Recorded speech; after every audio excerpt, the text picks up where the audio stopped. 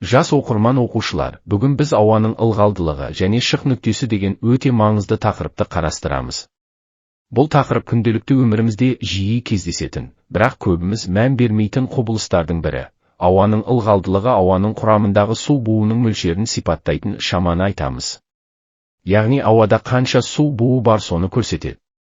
Егер ауадағы су буының мөлшері қанығу шегіне жетсе, онда ауа қаныққан деп аталады.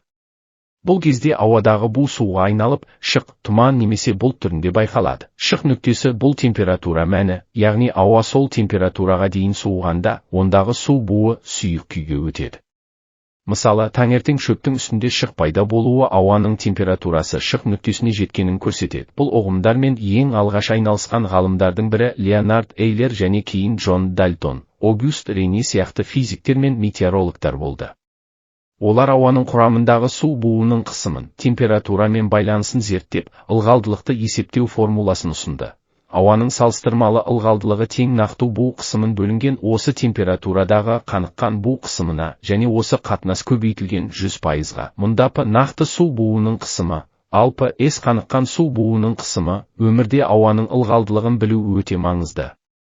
Метеорологияда ауа райын болжауда, ауыл шаруашылығында өсімдіктердің өсуіне қолайлы жағдай жасау үшін, құрылыс саласында ғимараттардың ішкі микроклиматын сақтау үшін қолданылады.